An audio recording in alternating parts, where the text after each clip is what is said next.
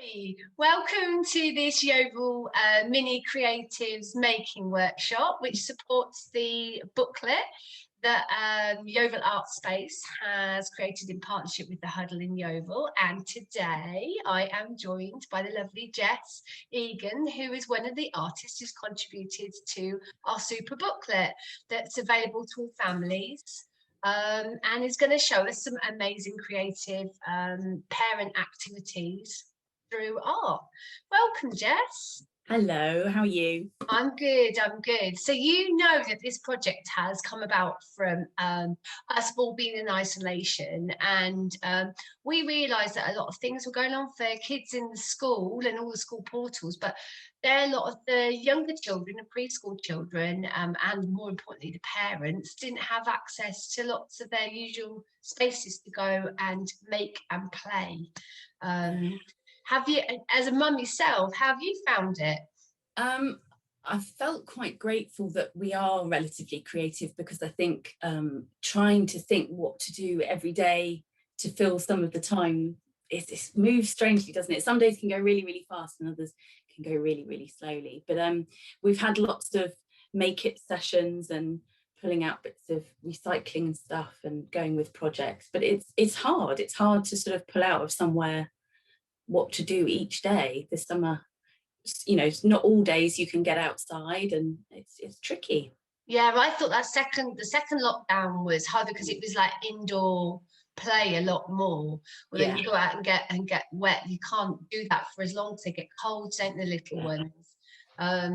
So, and also kind of knowing what materials. I can see you've got a super amount of like pens and pencils on there, but I know that the booklet is kind of designed with mind that people, if they don't have all the art equipment, you've tried to design it, haven't you? So they can use things around the house. Definitely, I think that's really important.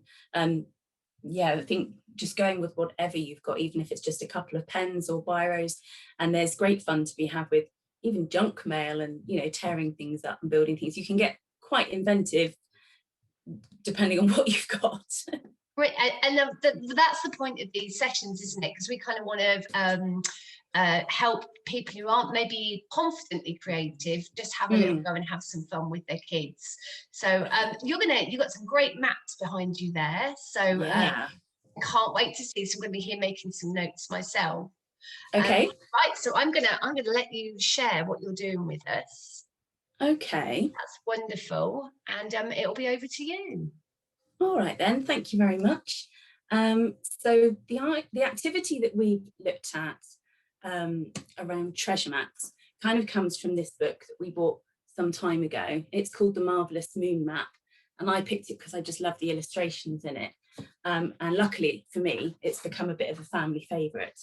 And in here is this wonderful, I don't know if you can see that very clearly, but it's the moon map that the mouse draws to find his way to the moon.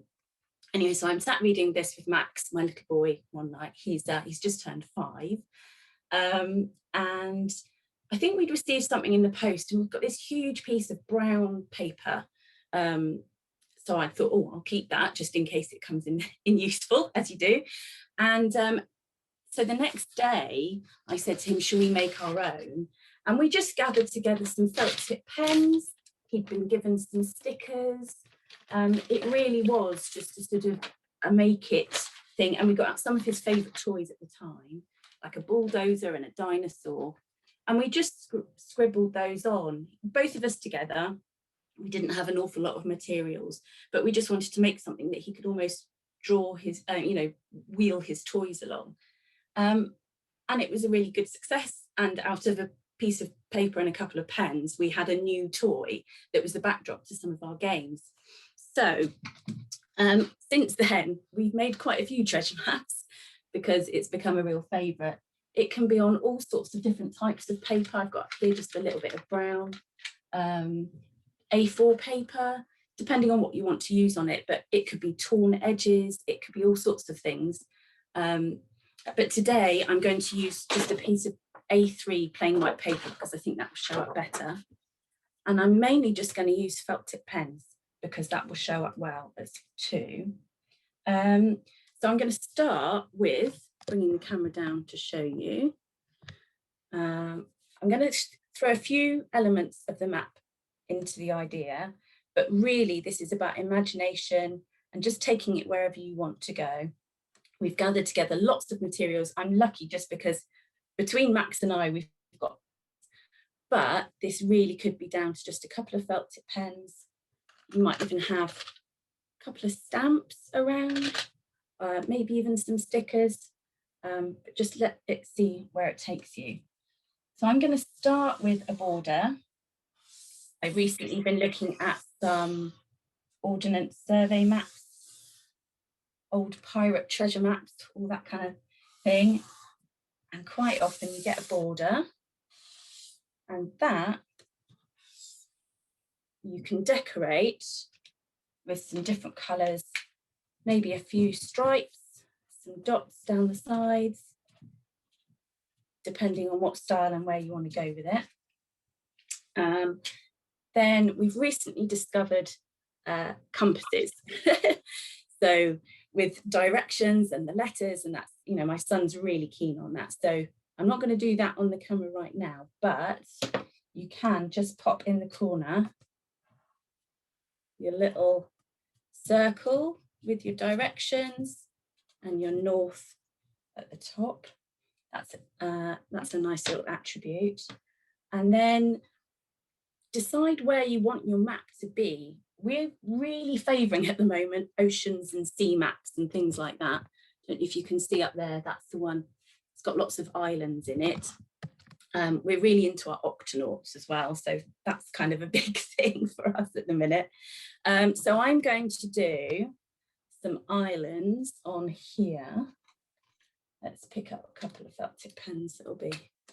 So we do a little bit up here and a nice squiggly line. This is great because my son loves to just grab the pen and go mad. So any sort of random shapes that you can put on, maybe a few jagged rocks here, some little islands, might even pop a lighthouse on one of those, something like that. It doesn't really need to be anything particularly artistically magnificent, but just so that you get the idea of what you're laying out. Then you can kind of go a bit mad on colours. We have on one we did the other day, we've gone for this lovely gold. It's like a solid poster paint.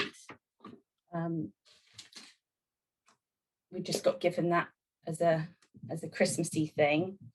So scribble some of that in. But generally, just a few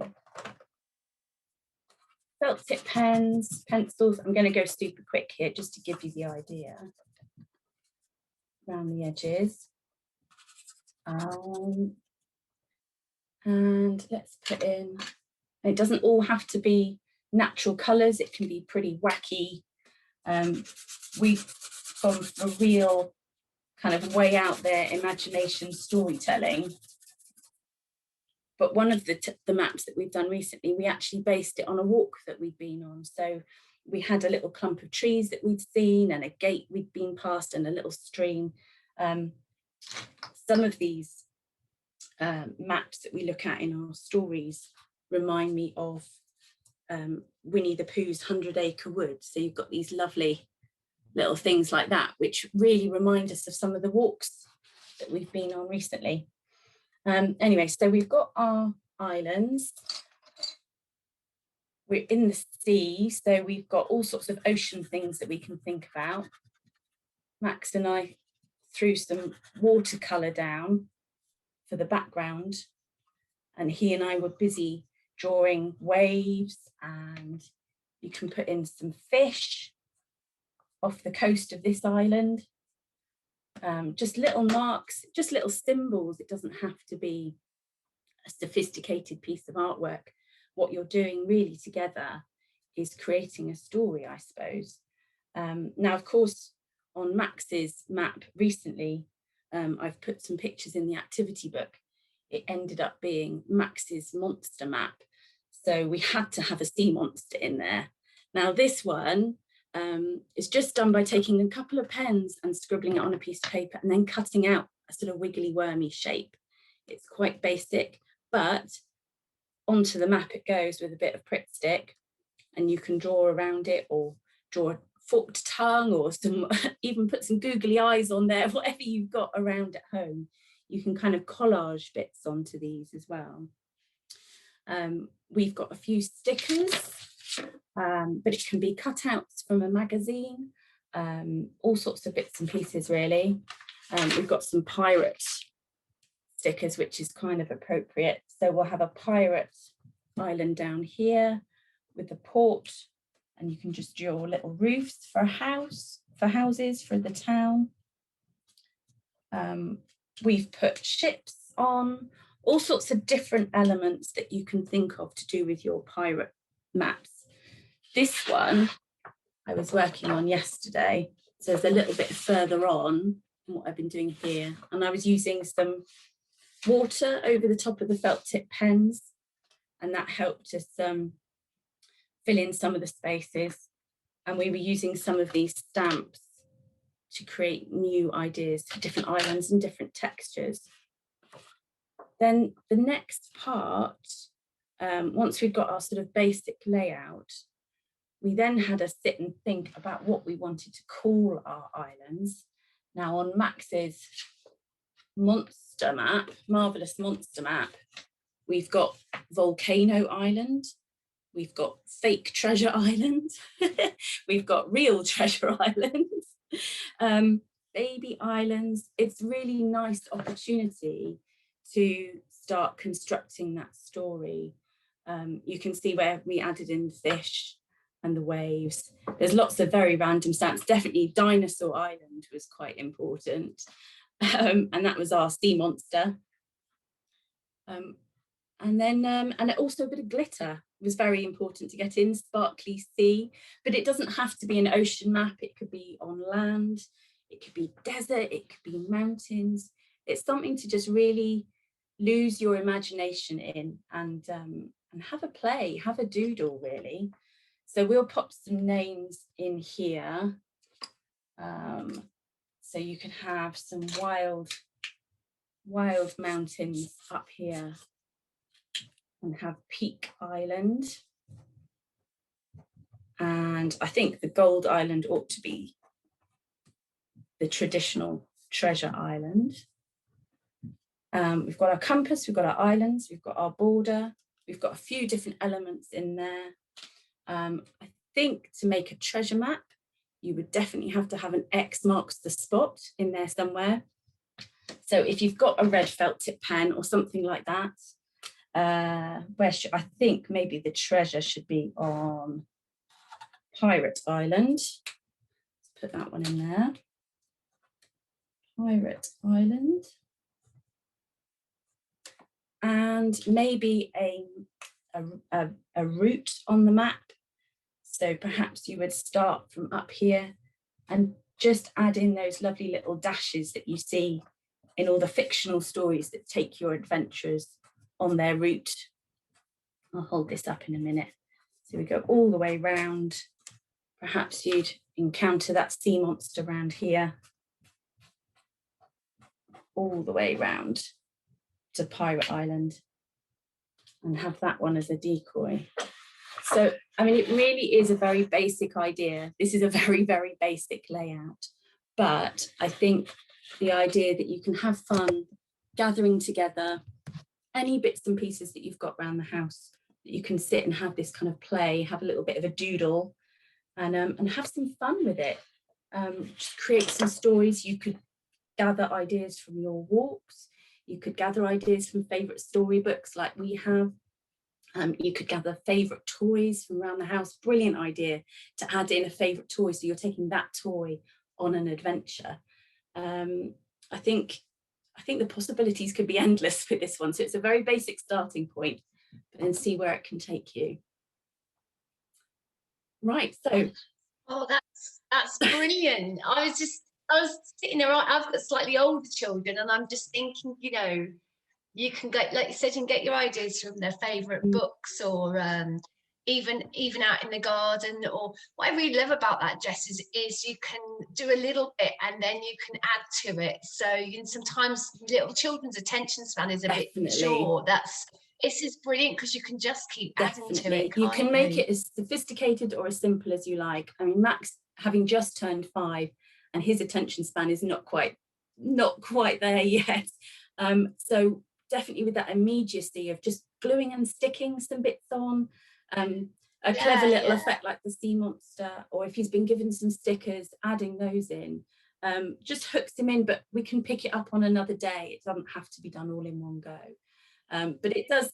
And I really love that idea of just the mark making is really good. And then it's kind of you as the parent can sort of make the map, but they can be making the element. Definitely, so you can sort of, and then I mean, it's definitely enjoyable from a few different angles. I think that, as you say, the mark making, that for me, that's a really important thing anyway. And I know that a day can be drastically improved for both of us with me being able to get out the pens and pencils and have a bit of a scribble as well, but know that we're working together to make something. It's been a bit of a lifesaver on some days, really. I think it's just it's a really perfect example of how it's not what you make at the end, although that your maps are really beautiful, but it's more about, it's the process and the storytelling and the working together with your child. I think it's opening up a conversation. It's opening up a conversation. It's really good fun. And I think then you become less panicked if you can't produce or draw, that you can definitely just enjoy. I mean, I've done a very brief example here. You don't have to really draw anything perfectly. It can be just a symbol of something to you. When you look at maps, they're not covered in beautiful figurative little drawings, it's symbols. So anything that jumps out at you that can construct that story on the paper is a good way to go. Well, thank you very much. I'm sure you've inspired loads of parents out there, and definitely got a few more rainy days to come. I'm really sure. Sometimes even in the summer, that August has been really wet before. So this is an activity you can definitely take through the seasons. Yes. So you can find Jess's activity with wonderful photographs and everything she's talked about today in the video in that booklet, which is it's a memory book we made. So taking photographs of your children while they're working on these things, they're treasured memories. Like mine are growing up so quick. I'm really glad we're so lucky we've got photography, isn't it? Really, it's like a snapshot in time. So not only can you keep their maps, but keeping photographs of them while they're enjoying this, while they're little, is a really lovely thing. We were encouraging you to put them in the booklets, which again, we said you can find on yeovilartspace.uk, on the Instagram and the Facebook pages, obviously. In the huddle in Yeovil, they're going to have the booklets, and we are distributing these free booklets around preschools and nurseries. Anyway, we can find the little children in Yeovil, really, so we can share the creativity with the parents, and you can enjoy these wonderful activities that the artists have produced for you. So thanks for joining me today, Jess. That's really good. Very welcome.